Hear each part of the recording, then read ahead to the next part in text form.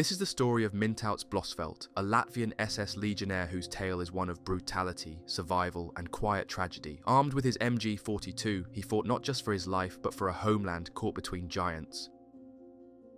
From bitter trench battles to hopeless last stands against the Soviet Union, his journey offers a rare and haunting insight into a front often forgotten. This is not just a war story, it's a testimony of a man who endured the unimaginable and whose voice deserves to be heard. So without further ado, this is his story.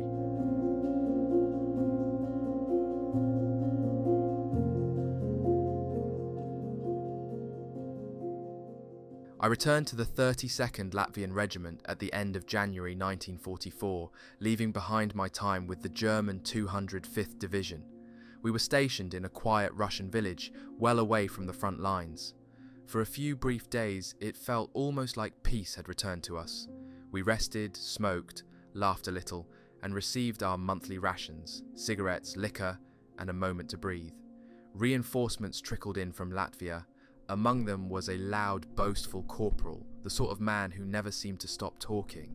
Each night he would drink heavily with his friends and sing praises of his own bravery in battle, his booming voice echoing through the house like he was already telling his war stories to statues. Then, as expected, the order came. Prepare to move out. I set off with 2 comrades to a nearby village to search for a sled, anything to make the upcoming march easier. We found one, but it belonged to an elderly Russian couple. They were already loading it up, desperate to take what little they had and leave. The old woman begged us with such weariness in her eyes that we simply could not take it from them. So we walked away empty-handed, each step heavier than it should have been. The next morning we started our march. The weather had turned warmer, thawing the snow into wet slush. Even those lucky enough to have found sleds struggled as they sank into the soft ground. Our boots filled with water, our socks soaked through, and the weight of our packs carved into our shoulders. We stopped often, but resting was impossible. The ground was too wet to sit or lie down. We simply stood, miserable, waiting for the order to move again. By late morning on the 4th of February, we reached a railway station, probably Naswa, and assembled in the square. It was a proper station, with a towering water tank rising high above the tracks. We thought the worst was over. "No more marching," one of the boys shouted. "Now we ride like kings." Bottles were passed around. The mood lifted. We cheered, laughed, even sang a little. Then, just before we expected food, came a new order: prepare for combat. The officers tried to keep us calm. It was nothing serious, they said, just a few scattered Russian units that had strayed across our intended path. We'd sweep them aside, quick and clean. We were told to leave our rucksacks in a heap on the square. I held onto my food pouch with a crust of bread and some meat paste, my water bottle filled with a harsh, tangerine-flavoured liqueur, and a small pouch of tobacco. That was all. We moved out in long columns along both sides of the road. As we passed through a village, we spotted German infantry hunkered between houses and in doorways. They looked exhausted but relieved to see us. "The SS are here," they cried, waving us forward like we were saviours. A mile beyond that village we came to open fields. Low wooded hills rose in the distance, maybe 400 yards ahead. German tanks were parked at the crest, barrels trained toward the unseen enemy. All seemed quiet. The snow was soaked and heavy, making the idea of digging in unthinkable. And why should we? The tanks were there. It felt safe. We waited through the afternoon, hoping this was all some miscommunication and we'd soon be marching back to reclaim our gear. But instead, we moved further away. It grew dark. We walked and walked through open, snowbound country. Our feet were numb, the wetness seeping in with every step. Even when we stopped, there was no rest. We had to remain upright. Sleep was a fantasy. At one point, we were so cold and so tired, I thought I might collapse right there in the snow and not even care. As we neared another village, 2 rifle shots rang out, then flares burst into the night sky. We dropped to both sides of the road without needing an order.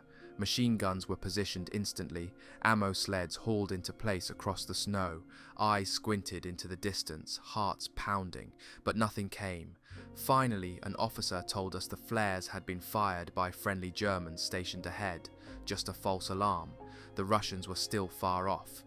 We continued the march, more broken with every step. Fear of the Russians didn't compare to the craving for rest. We were warned that anyone falling behind could be captured and tortured before being shot, but in that moment many of us silently agreed. Death didn't sound so bad compared to this. Eventually, we were allowed into a village house. It was packed wall to wall with other legionnaires. I found a spot near a window and collapsed. There was a bowl of pig fat on the ledge, still warm. I dipped my bread into it greedily. It was the best thing I'd tasted in weeks. Then I fell asleep, head against the glass. But it didn't last. An officer's shouting woke us. We stumbled through the tangle of men and lined up again outside. It was still night. The wind cut through our uniforms. Then the officer accused us of theft. His watch was missing. He stood in the doorway, furious, demanding it be returned. No one moved. Someone behind me whispered, "He won't see that watch again. It's long gone." The officer eventually gave up after taking down names, and we were ordered to march again. By morning, we stopped at a roadside copse. An officer told us to dig in and pointed out our defensive line. We found half-dug trenches, snow-filled and exposed. No bunkers, no cover, just earth and sky. We cleared them out, our hands raw with cold. There was no knowing how close the Russians were. We lay there, waiting for the dawn of February 4th. As the sun rose, the ravine before us came into view. A frozen stream snaked through the bottom. The opposite ridge was lower, and behind that sat a village, perhaps 400 yards away. It looked empty. We were ordered to stay low. No fires, no movement. 2 men dug a communication trench to the rear and uncovered a hidden stash. Household goods buried by locals. Pots, wooden spoons, even a barrel of peas and some corn. I passed around my liqueur and we chewed dried peas just to feel something warm inside. Around noon, the regimental commander paid us a visit, walking down the icy road. An NCO started to jump from the trench to salute, but was stopped. The enemy might be watching. That afternoon, we rotated out in small groups to a nearby village house. There was a stove, glowing and warm. We removed our boots and dried our socks. I boiled some peas with fat. They tasted like a feast. Before leaving, I filled my bottle with coffee. Then we returned to the trenches. That night, a group of legionnaires arrived under a corporal's command. Their task, scout the village of Panowo across the ravine. The corporal asked for matches, saying he'd burn a barn used by the enemy. He kept his word. Soon flames lit the sky as the barn blazed, casting shadows across no man's land. Yet the Russians did not come. We spent the night cold but alert, eyes scanning the darkness. On February 6th, around noon, we were relieved and sent to rest in the rear. I had not slept in 3 nights. In the hut, I devoured what food I had and dropped to the floor like a stone, but even that did not last. The platoon commander woke me. I was assigned with another soldier, Lipa, to sentry duty. We drank hot coffee quickly and followed our sergeant to a trench at the top of a hill, about 300 yards from the front. We were the backup, armed with a machine gun. If the Russians broke through, we were to shoot over our own men to stop them. It was a bitterly clear night. We found some flax in the fields and used it to keep warm. One of us would sleep while the other kept watch, switching every half hour. All was silent except for the humming of Russian planes above. One drifted across the face of the moon like a massive bird, dropping only flares, never bombs, searching, watching. Then, as the flares faded and the skies went still, we were relieved. 2 new men took our place. We returned to the village, exhausted and cold, just about to close our eyes when once more the call came, "Prepare for action." An officer gave the order. We were to move out toward Cholodowo to support our comrades already engaged in battle. The Russians were expected to launch a heavy assault, and our presence could make the difference between holding the line or losing the village. We lined up in the icy darkness outside the house. Extra ammunition was distributed, along with hand grenades. I was handed 2 boxes of machine gun rounds, 1 in each hand. The weight was brutal, thick metal biting into my fingers with every step, but I said nothing. There was no point. We all had our burdens to carry. We began our march, trudging through the deep snow as the wind howled between the broken fences and sagging rooftops. But before we were halfway through the village, the silence was shattered. The distant thunder of artillery suddenly exploded right above us. Shells screamed in from the sky and landed all around. Earth shook beneath our boots and the sky lit up with white-hot flashes. We ran instinctively for cover and burst into one of the nearby wooden Russian homes. The place was deserted, the only light coming from the full moon pouring through shattered windows and cracks in the wall. For a moment, there was calm. We stood silently, breath steaming in the frigid air. Then, just as we stepped toward the door, a new pair of shells slammed into the ground right outside. The blast slammed us back and fragments rattled against the outer walls like handfuls of nails. We hit the floor. Then, in the darkness behind me, a voice, high, shaky, almost childlike, whispered, "The bread oven! It's the safest place." I turned to see who it was. It was the same corporal who had never stopped bragging about his own fearlessness. And now here he was, eyes wide with terror, halfway inside a peasant's oven. He had talked like a hero, but when the steel came raining down, he followed us like a lost dog. Once the barrage paused, we left the shelter of the village and pressed on toward Cholodowo. We followed a narrow dirt track that cut across open fields. In the distance, ahead of us, the sound of war was unmistakable. Crashing shells, hissing mortars, and the distant hammering of machine guns. As we neared the outskirts of Cholodowo, now perhaps only 300 yards away, the mortar fire shifted its aim. We were caught in the open. The bombs began landing directly on us. Without a word, we sprinted off the road and threw ourselves flat into the snow. I placed the 2 heavy ammunition boxes on either side of my head, hoping the steel would shield me if a shell landed too close. We waited. We didn't dare move. There were no orders, just the dreadful chorus of explosions around us, punching into the frozen earth and sending ice and mud into the air. And then we heard it, the shouting of Russian soldiers, followed by the sharp crackle of rifles and the rhythmic, brutal bark of machine guns from within the village. There were screams, grenades, and the unmistakable mechanical tearing sound of our MG-42s, the bone saws. The Russian assault was in full force, but then slowly the yelling weakened, then faded entirely. The Soviets had been thrown back. Only the deep, steady hammering of our machine guns continued, ensuring the retreat was not a temporary one. The mortar shells landing around us became fewer and farther between. Eventually, silence returned. We gathered ourselves into small groups and cautiously moved into Cholodowo. Fighting still echoed through the village, but it was sporadic now, short bursts of fire from street corners or behind houses. We moved from building to building, trying to locate our commanding officer.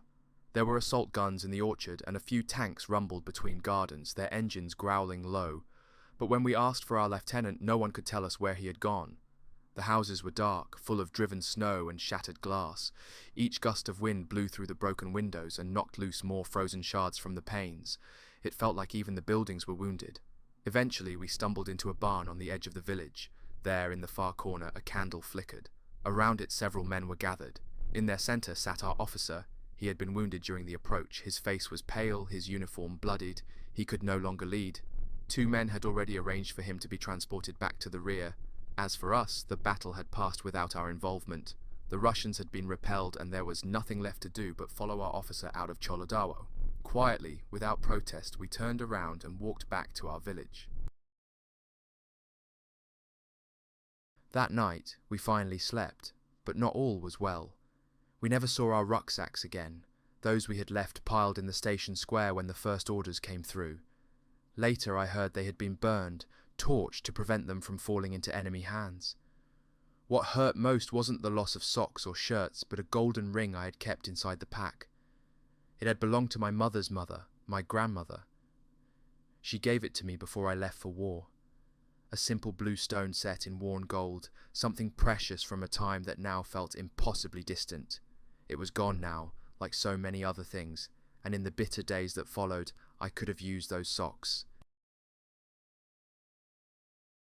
The morning of February 7th, 1944, dawned bright and cold. The sky was a brilliant blue. the kind of deceptive beauty that sometimes settles over the Eastern Front before chaos erupts. It was already late in the morning by the time I pulled myself from the straw and stretched out my aching limbs. After a brief breakfast, whatever scraps we could find, we received fresh orders. We were to head to a nearby village and stock up on extra ammunition and hand grenades. The objective was clear: prepare for combat. Panovo was to be attacked, and we would play our part. When we arrived at the supply point, we found piles of ammunition stacked neatly along the walls of a commandeered barn. We were told to take as much as we could carry. There was no rationing now, only urgency. I packed an extra 100 rounds of rifle ammunition into my coat pockets and added 3 rifle grenades to my belt. These could be thrown by hand if needed, and they were far easier to carry than the bulky stick grenades. Beside me was Liepa again, my companion from the previous night's sentry duty. We exchanged a glance, the kind that required no words. We were going back in. By early afternoon, we set off down a snow-packed road winding behind the hill I had guarded the night before. I had been given command of a small section that morning, and for the first time in days I didn't have to haul heavy boxes of machine gun ammunition. My arms were thankful, though I knew responsibility came with its own kind of weight. As we marched, we watched the skies over the front line. A dozen aircraft danced overhead, diving, swooping low, then pulling up sharply to release their bombs. At first, the action seemed distant, like something we were merely watching from the edge of the world. But then suddenly, the deep hum of engines grew louder. We turned our heads toward the sound. It was coming straight at us. Without needing to be told, we sprinted off the road and took cover in the brush lining both sides. Moments later, planes burst over the hill, flying low. So low we could make out the black iron crosses beneath their wings. German Stukas, dive bombers. They passed over us and wheeled back toward the Russian lines, their engines howling as they dropped more ordnance on the enemy's front. We regrouped quickly and continued the march. Our boots crunched through fresh snow as we turned left and ascended the hill. At the top, the world opened up before us. Beyond the ridge was a wide ravine that carved its way through the landscape. Our own front-line trenches clung to the near side of it, hidden among leafless bushes and patches of ice. We were ordered to spread out just behind them, roughly 300 yards from the front. From our position we had a perfect view of Panovo, our objective. The village sat across the ravine, partially shrouded in smoke. The roofs of houses peaked above a haze of powder and fire. Every now and then, a bullet zipped past, or a shell landed near enough to kick up snow in our faces. Still, it wasn't intense. Not yet. To our right, the Germans were already attacking. Their machine guns rattled, their shouts echoed across the hills. We watched the snow leap into the air as shells landed. It was chaos, a constant roar of explosions, gunfire, and screaming men. For hours they had tried to push into the village and had failed. Even as we crouched there in the bushes, they launched another assault. It ended like the others, in smoke and silence, and then the Stukas returned. Their engines howled like angry gods as they swooped down upon Panovo again, their bombs slamming into the village. The ground beneath us shook. Clumps of snow tumbled from the branches above and fell onto our shoulders. We could feel the vibration in our ribs. The entire hillside trembled with each detonation, a thunderstorm of steel and fire. Without needing orders, we stood to stretch and check our weapons. My fingers were stiff from the cold, but I forced the bolt of my rifle back and forth. Around me, others did the same. Below us, the village was consumed by smoke and flame. Only the tops of trees and rooftops were visible now. Then the bombing stopped. Silence, brief and haunting, descended over the field. From the trenches ahead of us, the first wave of legionnaires emerged and began moving across the ravine. Their silhouettes cut through the haze. We followed, keeping a wide distance behind them. As we moved, I caught sight of our company commander, Second Lieutenant John Tirans. He was instantly recognizable. His long fur coat flapped around his legs, and the ear flaps of his hat bounced with each step. For a moment the Russians did nothing. Perhaps they were stunned from the bombing, or perhaps they were gone. But then, as we neared the ravine, the first crack of enemy fire shattered the stillness. A machine gun opened up, the snow exploding at our feet. Bullets hissed past our heads. We dropped low, vaulted over our own trench line, and began the descent into the ravine. At the bottom, a frozen stream trickled beneath a crust of ice. We crossed it quickly and scrambled up the opposite bank, rifles raised, hearts thundering. The slope shielded us from the worst of the enemy fire, but it couldn't protect us from the mortars. Russian shells began dropping again. We heard the incoming whine, then the impact, short bursts of flame and shrapnel tearing at the ground behind us. Ahead, the first wave had reached the outskirts of Panowo. Their voices rang out, some in battle cries, others more panicked and desperate. Gunfire popped and cracked, grenades boomed in short, violent flashes. Then, just as suddenly, the noise faded. The shouting stopped. There was no more rifle fire. Only the distant thump of mortars remained, still targeting the slope we had just crossed. But we had made it. We passed through their impact zone and reached the village without resistance. The Russians had pulled back, or they were dead. Panowo had fallen, but the village was still shrouded in chaos. The Russians had fled in haste, abandoning their positions after fierce resistance, yet we had not reorganized, and enemy fire still cracked through the streets. Bullets smacked into wooden walls and hissed past our ears as we moved cautiously between the houses, ducking low and using the buildings for cover. Despite the danger, we found no more Soviets. They had vanished, leaving behind only scattered gear and the scent of panic. In one hut we stumbled upon a pot of cabbage and pork still simmering over the stove, its steam rising gently into the rafters as if the cook had only just stepped out. Outside, leaning in the snow, was a massive Russian anti-tank rifle. The barrel was wrapped in a white field bandage, crudely camouflaged to match the snow. My men called out, pointing ahead into the fog. I turned to where they gestured and saw a shape crawling away slowly, following the direction the Russians had retreated. I could not make out the uniform. I called out in Latvian, commanding him to stop. No answer. I raised my rifle and fired. The figure jerked but kept crawling, disappearing into the mist before I could take another shot. Whether he was hit or not, I'll never know. The occasional shots still rang out from distant enemy positions. Amid all this, I saw a legionnaire emerge from a side street, clutching his shoulder. Blood soaked through his coat, but his face was lit with a wide grin. "See you again in Latvia," he shouted, cheerful despite the wound, and limped off toward the rear. As we settled into the village, the men from the first wave began to share their stories. One of them described how he had approached a hut from which a Soviet machine gun was firing through a window. The gunner never saw him coming. The legionnaire rushed up, grabbed the barrel mid-fire, and tore the weapon straight from the Russian's hands.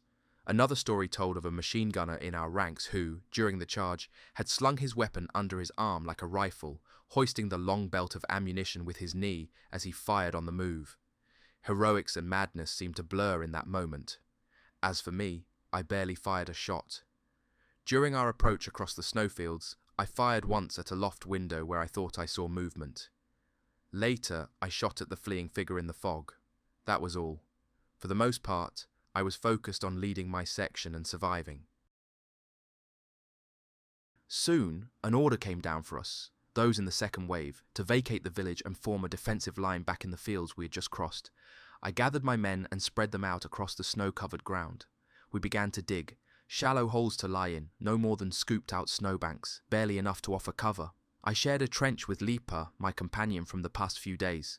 We worked in silence, scooping snow and soil, listening to the distant thump of mortar tubes being fired and the hissing descent of their deadly shells. Mortar bombs began to fall around us. We could hear the distinct swish of each incoming round before the explosion shattered the air. Lipa told me he would go back to the village to find straw, something to place in the bottom of our trench to insulate us from the cold earth. He returned soon after with an armful, smiling as he dropped into a sitting position on the lip of our shallow hole, watching me dig. The next shell fell closer, so close that it filled the air with a white blizzard of snow and shrieking steel. I turned to yell at Liepa, urging him to get down into the trench. He was just beginning to move when the swish of another round cut through the air, then impact. The world exploded. I felt a crushing blow to my back. A sudden warmth filled my mouth. I coughed, then spat blood into the snow. Liepa collapsed onto me, heavy and still. I tried to move, bracing on my hands and knees, but it took everything I had. "Stretcher bearers!" I shouted hoarsely, blood trickling from my lips. I spat again, once, twice, until it stopped. My body felt strangely weak, as if my limbs were filled with sand. Leaper wasn't moving. I glanced back. His felt boots were torn apart, ripped open in several places by fragments. He had taken the full force of the blast. He had shielded me. I stayed there, motionless beneath his weight, unsure where exactly I had been hit. There was no pain, only that dreadful numbness. I prayed I hadn't been wounded in the stomach. I'd heard what happened to men with belly wounds, how they died slowly. But I didn't feel afraid. Somewhere deep inside me, a quiet conviction remained. I would survive this. Eventually, some of my section found us. They gently lifted Liepa from my body. He was gone. They removed his overcoat, placed me onto it, and carried me toward the rear. I was laid down beside a haystack with several other wounded. Most of the men were sprawled in the snow, silent. One sat upright against the hay, cradling a bandaged arm. The mortars had not stopped. Every few minutes, another group of shells came down. The sky grew darker, the fog thickened, and the explosions came again and again. Each time I heard the whistle of an incoming round, I tried to press myself deeper into the frozen earth. There was nowhere to hide, no shelter. Just snow and pain and the endless waiting. The legionnaire with the wounded arm, he was struck again. I saw it happen. One moment he was sitting there grimacing. The next he let out a moan and slumped over, curling into the snow. I was freezing. The cold clawed at my hands and feet like knives. Night settled slowly, and with it came a blood-red moon that glowed faintly through the mist. Finally, as if from some dream, a sled arrived to take us away. It moved slowly, the road rough and broken. Each jolt sent pain slicing through my chest. I clenched my jaw and held on, riding it out. The moaning of the other wounded mixed with the creaking of the sled and the crunch of snow under the runners. We arrived at a village. Inside one of the houses, we were laid on a straw-covered floor. It was warm.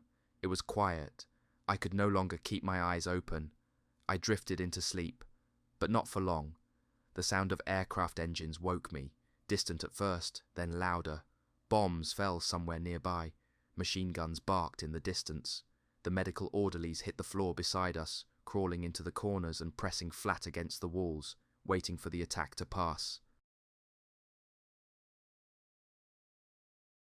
When the noise faded, someone handed me a mug of hot coffee. I turned it away. I wasn't thirsty. I just wanted rest. As the orderly moved on, I heard him whisper to his comrade, "This one won't live." I smirked silently to myself. I felt fine. Tired, yes. Bruised, yes. But alive. I whispered back, though I doubt he heard me, "I will not die." Then I closed my eyes again and let the warmth of the room pull me back into sleep. The next day, I was lifted carefully onto a stretcher and placed into the back of an ambulance. The pain had dulled, and I felt noticeably better.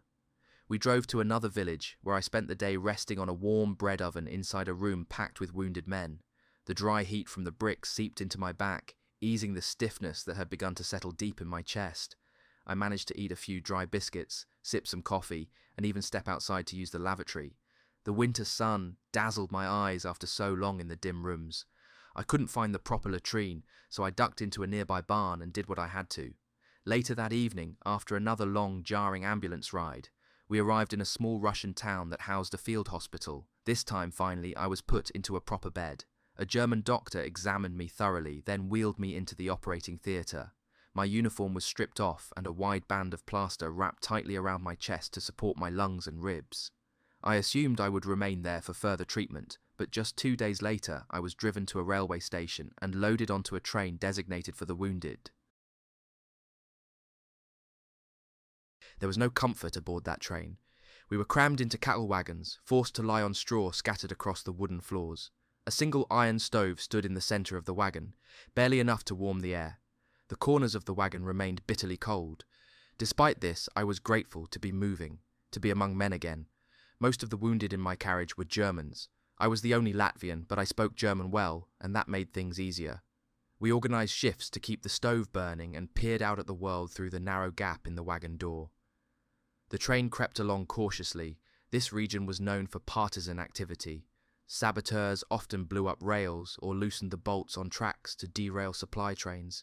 Barbed wire fencing lined either side of the railway, and wooden guard towers dotted the route at regular intervals. Through the cracks, I glimpsed endless forests and snow-covered hills. It was a quiet, wild landscape, thick with pines, cold and still. We kept the door mostly closed, preserving what little warmth we had. We slept in shifts, dozing as the train rocked gently forward. At some point, the train came to a halt. We woke to the muffled sounds of movement and voices outside. We slid the door open to find ourselves in a large railway station. A railwayman leaned in and told us we were in Pskov. Red Cross nurses appeared on the platform, pushing trolleys loaded with soup, bread, bottles of soda, chocolate and cigarettes. A few of the more severely wounded were unloaded for urgent treatment. The rest of us continued on. Pskov vanished behind us.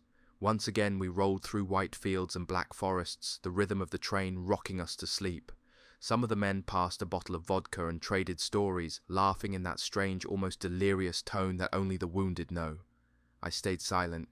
I felt a pressure building in my chest and my head ached with a dull, persistent weight.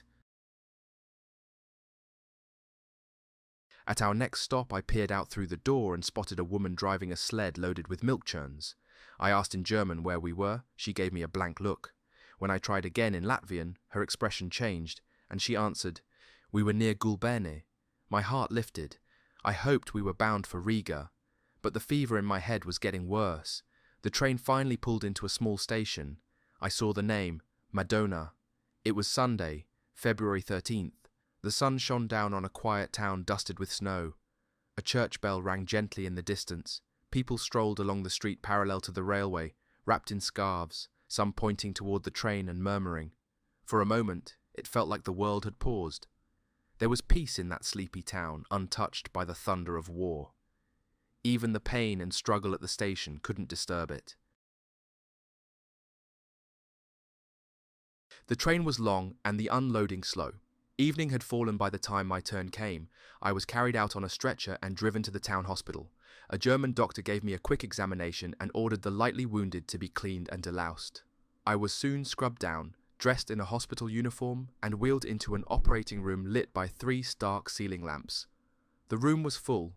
Exhausted doctors moved from bed to bed, changing dressings and jotting down notes. My plaster band was removed and replaced by a tighter strip of medical adhesive. Only then, late that night, was I told the truth. A shell fragment had lodged in my right lung. A German clerk wrote my name into the hospital's official register, and I was transferred to the lung department. A Red Cross nurse offered me a bowl of warm milk pudding, but I couldn't eat. My chest was tight, my breath short. I turned away and drifted into a restless sleep. The next morning was worse. My head pounded, my breathing was shallow, and a deep thirst gnawed at me. There were 10 men in the room, 9 Germans and me. I had faith in the staff here. The doctors were experienced, the nurses kind. One of the sisters told me the head surgeon was a professor from the university clinic in Vienna. He had dark eyes, sharp features, and moved quickly between beds. He tapped on my chest, listened, then spoke softly to the nurse. She scribbled notes, and they moved on. The following day I was wheeled down to the X-ray department. They took a photograph of my chest, and when no one was looking, I managed to sneak a glance. There it was, clear as day. A shard of metal, the size of a cherry, lodged deep within my right lung. The blood inside had forced my heart toward my left ribs. Later that evening, the professor returned, examined the film, and ordered that I be brought to the operating theatre the next morning. When I arrived, the surgeon was still washing his hands after finishing an operation on another soldier. The man lay unconscious, pale and motionless. I was told to sit on the table. A nurse cleaned my back with antiseptic. I asked her what they planned to do. She only smiled and told me to wait and see. Soon the surgeon appeared beside me. "We only want to drain the blood from your chest," he said calmly. I was told to lean forward and cross my arms. A local anesthetic numbed my back, and then the largest syringe I had ever seen was pushed between my ribs. There was no pain, only pressure. I looked over my shoulder and watched the glass tube fill slowly with dark blood. The doctor released it into a bowl. In total, they removed about 3 pints. When I returned to my bed, I could breathe more easily than I had in days. Over the following days, the fever faded. My headache softened. The doctor said they would not remove the fragment. It was better to let the body encase it in lime. I was given calcium and vitamin C. I visited the theatre twice more for smaller extractions of blood, but that was the end of my treatment. Recovery had begun. One afternoon, the orderlies carried in a new patient. At first we thought he was dead. His skin was grey, his body emaciated, his head shaved to the scalp. A tube trailed from his chest to a jar filled with yellow fluid. The smell of decay hung over the room. He was from a German penal company and had not been wounded, just starved and rotted by infection. But after days in the ward, he revived. He ate every scrap we left behind and begged the nurses for more. His abscesses healed, and soon the stink that had filled the room vanished. All of us in the room had lung wounds. My neighbour had 6 shell splinters lodged in his chest. Others had been in the ward far longer than me. One day, a Latvian girl working in the hospital brought me a newspaper. She told me I was the only Latvian soldier in the entire building. I devoured the article. My own language felt like a balm. Food was plentiful. We even received vodka, cigarettes and wine. I did not smoke or drink, so over time my collection grew. Hundreds of cigarettes, dozens of bottles, all stored neatly in my locker. Madona was a small town in central Latvia. The hospital was in the schoolhouse, the tallest building around. From the second-story window I could see the white fields, a distant forest, and a few church spires beyond. Then, one afternoon in mid-March, my mother arrived. She had received my letter and secured a travel pass. She didn't tell me she was coming. When she entered the room, tears filled her eyes. She kissed me, brushed back my hair, and said I looked too thin. She asked if the food was good, and admitted she had worried I might be lying to protect her. "But I see now with my own eyes," she said, "and I can sleep better tonight."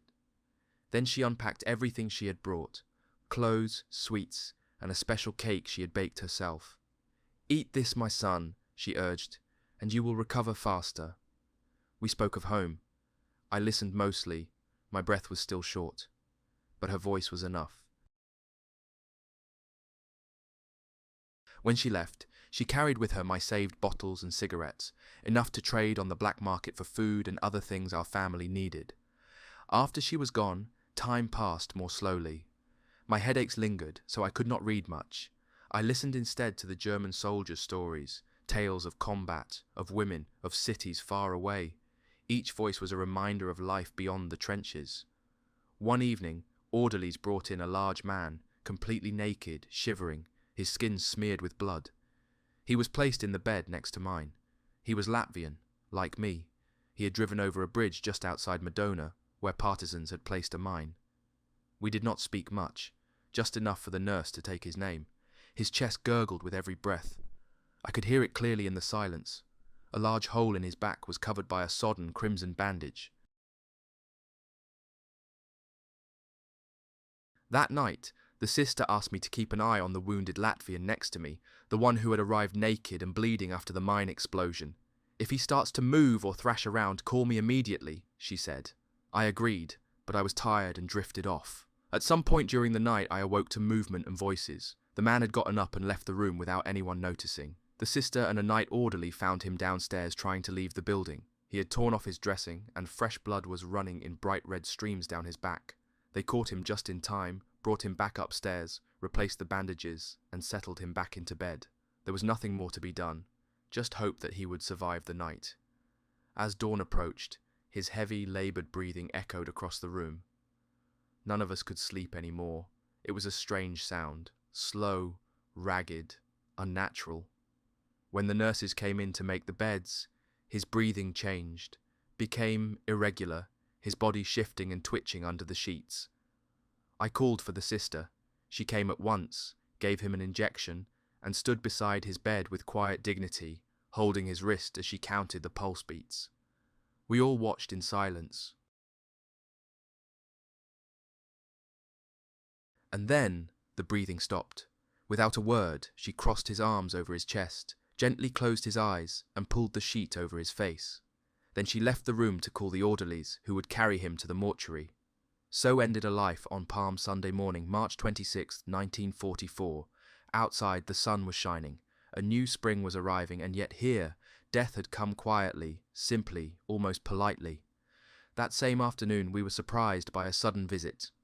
Local Home Guard volunteers and the pupils of the school, where the hospital was now located, had come to lift our spirits. The school chorus gathered in the corridor and began to sing soft, familiar Latvian folk songs. Then they came around the beds, handing out gifts, mostly pastries, cakes and sweets. When they learned I was Latvian, they left a whole pile of home-baked treats by my bedside. I divided the gifts among the room, and predictably, most of them were devoured by the man who had once smelled of decay, but now couldn't seem to eat enough to satisfy his restored appetite. The following week brought a wave of new casualties from the front. The hospital filled quickly. Cots were set up in the corridors, but still it wasn't enough. Orders were given for the lighter cases to be relocated to wooden huts on the outskirts of Modona. I was among those chosen. I went to the storeroom, found my old uniform jacket, with a small hole in the back from the shell fragment, and then gathered up whatever clothes fit. I could walk on my own now. No one helped me. It was a dazzling spring day, sunlight gleaming off the melting snow. My eyes watered in the brightness, and the cool air made me dizzy. But I was walking again. Winter was ending. I was alive. Life in the huts was freer. We all had our uniforms back and could go outside whenever we pleased. We sat in the sun, leaned against walls, smoked and talked. It felt as though the war had receded to some distant place, but this was only an illusion. On the night between Maundy Thursday and Good Friday, we were reminded of the enemy's reach. I was woken by distant explosions. The boards of the hut trembled, and the windows rattled in their frames. Everyone in the room sat upright in their beds. I threw on my uniform and stepped outside into a fog-drenched moonlit night. Flares burned faintly on the horizon. The distant rumble of artillery echoed from the east. Unknown to us at the time, the town of Rezekne, 50 miles away, was being obliterated. In those days, I was often visited by Gaida, one of the schoolgirls who had sung for us weeks before. She brought books and stayed for long chats, sitting beside me on a bench in the sun. She was clever, warm, and seemed genuinely interested in my stories. I hoped she would become my girl at home, a wartime phrase for the one you long to return to. I asked her for a photograph. She gently refused. There had been a cruel incident in Modona. A local girl's photo had been found pinned to a telegraph pole, defaced with mocking words. Gaida didn't want to risk that kind of shame, especially with her father being a well-respected shopkeeper in town. I didn't press the matter again. I understood. On April 20th, Hitler's birthday, each of us was given a bottle of champagne. It was weak stuff. I drank mine like lemonade and felt no different. But the day itself was beautiful. The sun was warm, the snow nearly gone, and the first snowdrops had begun to bloom along the riverbanks. In the mornings the larks filled the skies with their song. The fields steamed gently in the sunlight. Spring had truly arrived, and with it a sense of foreboding. I knew in my bones that this would be the last peaceful season for Latvia. A great change was coming. Just 2 days later, on April 22nd, I was ordered to prepare for transfer. Within the hour, I was at the station, standing beside the train when Gaida and her friend came running up the platform. They had just found out I was leaving. She handed me a small bouquet of daffodils. We sat quietly on the side of the embankment until it was time to go. We said little. There was not much to say. When the train pulled away, I leaned out the window and saw the two girls standing with their arms raised, waving goodbye. Then the forests swallowed the train, and I was alone again among strangers. The journey lasted all night. In the grey morning light, the landscape outside began to look familiar. I recognized the countryside from childhood. We were heading from Jelgava toward the Lithuanian border. And then, in the distance, I saw it. Buki, my grandfather's farm, surrounded by trees. It passed in a flash. I couldn't stop staring. I wondered for a moment. Was I being sent to Germany? It seemed possible. But when the train slowed and stopped at Šiauliai, I knew this was my destination. The unloading of the wounded began at once, and I realized I would remain close to home. At Šiauliai, I spent a month in hospital. Many of my comrades were there, Latvians from my regiment. Most had been wounded during the fierce March battles. Compared to their injuries, mine had been light. They told me how the ground had been littered with dead Russians, how our company commander had paced behind the trenches, handing out cigarettes and urging the men on. "Let them have it the next time you see them move," he would say coldly. He had no pity for the enemy. I recovered quickly and was given small duties to help run the hospital. I translated for new Latvian arrivals, helped carry stretchers, and twice a week took over night duty for the ward sister. At night, we had access to the kitchen. We fried eggs, ate biscuits, and stole dried fruit, stuffing it into our pockets for the next morning. When the sun rose, we were allowed to sleep in until lunch. Eventually, my discharge papers arrived. I wasn't being sent back immediately. I was granted a full month of convalescent leave. The papers said I was on leave from May 20th to June 18th, 1944. I was free. Briefly, I was issued food coupons and took a train to Riga. It is difficult to describe the feeling of being on leave during a war. At first, there is relief. You're far from the front, surrounded by your people, free from orders, noise, and death. But deep down, you know it won't last. The days begin to slip by faster, one after another. That inevitable return grows closer with each sunrise. You feel powerless, like you're standing on the shore watching a tide come in, knowing it will pull you back. That summer, I felt it even more intensely. I knew, without being told, that this was the last peaceful summer my family would ever see. Change was coming, and it would take everything.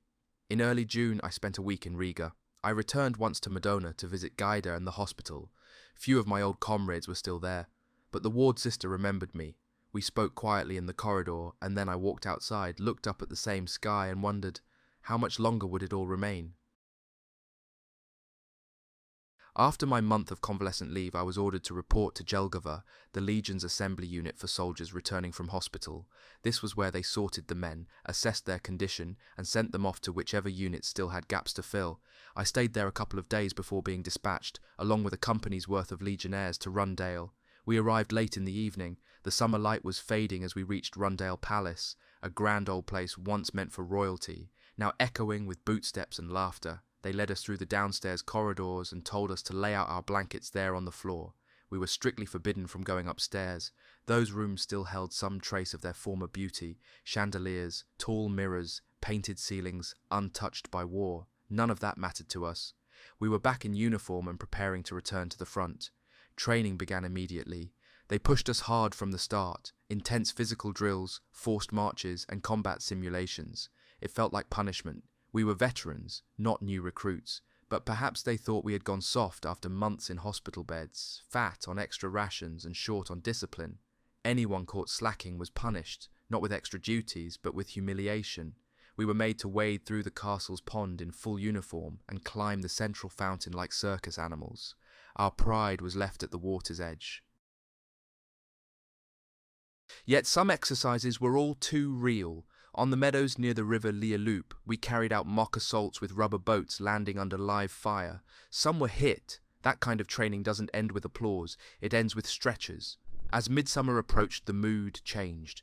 We prepared to celebrate the traditional Latvian St. John's Night the only way we knew how, with food, drink, and song. We secured wine, meat, sweetbread, and even a live band, who assembled on the castle balcony and played into the night. Girls from the nearby villages came too, weaving wreaths of wildflowers and placing them gently on the heads of the legionnaires. Men danced in circles around the fountain, laughed, sang. If only for a while, we were home again. I couldn't join them. That night, I had been made company duty, NCO, and was ordered to remain indoors, guarding our quarters while everyone else danced and drank beneath the stars. I heard the music echo down the hallways and thought of how strange it was. War one week, joy the next, then war again. A week later, the orders came. Those of us deemed fit for duty were to return to the front. The rest stayed behind, awaiting further orders or more rest. We boarded a narrow-gauge train at midday, rode to Maiten, and there transferred onto a long eastbound train. It was late when we left, and most men fell asleep. A few sat around a candle playing cards. Outside, the rain began to fall. It was still raining when we stopped in Jelgava in the early hours of the morning. When I awoke, Jelgava was behind us. Through the open doors of the wagon, I saw nothing but forest and marsh stretching beneath the grey morning sky. We were not going to Riga. We were heading east, toward Krustpils. After a short stop there, we continued on. The heat grew unbearable, A few of us climbed onto the roof of the train to escape the stifling air inside. Stripped to our swimming trunks, we lay in the sun as if we were on holiday. But it wasn't a holiday. More than once we had to flatten ourselves against the roof to avoid being swept off by low bridges or power lines. As the sun set, the warmth left the air, and by the time we reached Varaklani, we were frozen to the bone and eager to climb down. We spent the night in Rezekne. The next morning, we swam in the river, its sandy bottom soft beneath our feet. Then we received bowls of soup from the field kitchen and boarded the train once again. That night, we crossed the Russian border. Watchtowers now flanked the rails, manned by railway guards. We passed the twisted remains of locomotives and wagons blown from the tracks by partisan saboteurs. Their metal skeletons lay charred and overturned in the ditches. The next afternoon, while waiting at a station, the shout went up, "Take cover!" In the same moment, our train's anti-aircraft guns opened fire. Russian planes swooped down from the sun. The sentries had missed them. They were already upon us. We scrambled from the wagons, diving into shallow roadside ditches. But there was little cover to be found. Cannon fire exploded around us. Machine guns raked the earth. The fighters turned, came back for a second run, but this time our gunners were ready. The sky lit up with tracer fire, and the Russians broke off, disappearing eastward. We had not escaped untouched. A soldier from the next wagon was killed, cut down before he ever reached the front. Nearby, a hay barn had been set ablaze. Worse still, an ammunition wagon caught fire. Its explosions lit the sky, each blast a threat no one could extinguish. We waited until the fire burned itself out before we could move again. We reached Opochka at dusk. From there we marched on foot, deeper toward the front. I had reunited with an old comrade, Corporal Andamanis, a friend from our days in the Guards Company. That first night we were chosen for point duty, sent ahead of the column to screen the route and guard against partisan ambush. The night was warm and still. The stars watched silently as we moved like ghosts through the fields, crossing bridges and scanning the roadside bushes for any sign of movement. Our rifles were ready. We walked with the alertness of men who had seen death before and knew he needed little invitation. Behind us, the rest of the patrol moved in single file along both sides of the road. Occasionally, flares rose in the distance. The low thunder of artillery rolled across the summer hills. By morning, we reached a river and were told to rest in the woods. The shade was welcome, and we lay in the grass until Russian aircraft came again, this time strafing the bridge with cannons and machine guns. We didn't investigate the damage, but from the shouting that followed, we knew it had been hit.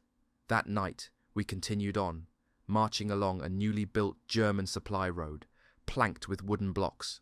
Trucks passed us in the dark, kicking up dust that hung in the still air.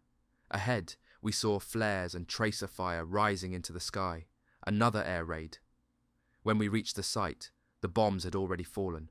Craters pocked the fields on both sides. Smoke lingered in the air, clinging to the ground like morning mist. The Russians had missed their mark. By sunrise, we reached the river Alolja. There we saw a small bridge, already wired for demolition. Twin aerial bombs had been placed on either side, guarded by 2 German soldiers. We slept in bushes near the river's edge until nightfall, then resumed the march. Finally, in the early hours of morning, we arrived in Krasnoye. We were split by unit and sent to regimental headquarters. Andamanis was made our group leader. Together we marched on to the 32nd Regiment's command post in Lavi.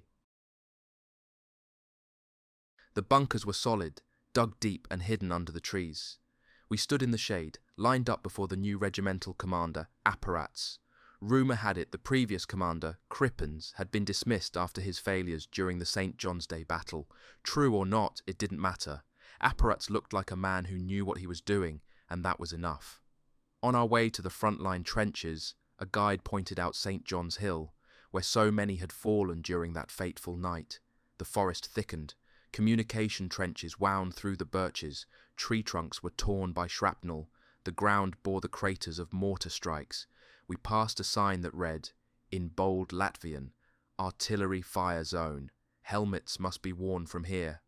At the company command bunker, I recognized no one. The commander was a stranger, and most of the men were new. He considered splitting us up among his platoons, but changed his mind. We were kept under his direct command for special duties. Corporal Andamanis was placed in charge of company headquarters. I was assigned as number 1 on the machine gun. Our bunker stood close to the commanders, with a short trench between them. The machine gun nest was well built, offering a clear field of fire in every direction. Over the door, the previous occupants had scrawled a crude welcome: the Parish Council House of Purmale. By night, one of us stood sentry outside the bunker. The rest slept, rifles at our sides. The first 2 or 3 days were quiet. We visited friends in the trenches, shared stories from the hospitals, and listened to theirs from the front. But many of the names we asked about were gone, killed, wounded, or missing. The war had moved faster than we had. One day, we ventured to the far left flank of our company's line. Word was that an old friend from the Guards Company was commanding a section there. The forest ended, and we had to cross an open field in a trench, hunched low. The strong point was built atop a small hill. From there, we saw everything: the narrow land between 2 lakes, the enemy's rear area, the positions of our neighbouring regiment, and the Russian lines themselves. But we were warned: observe carefully, and never during daylight. The Russians had fixed one of their fast-firing anti-tank guns on that hill. Any sign of movement brought instant fire, and so once more we returned to silence, watching, waiting, listening to the wind for the next sound of war.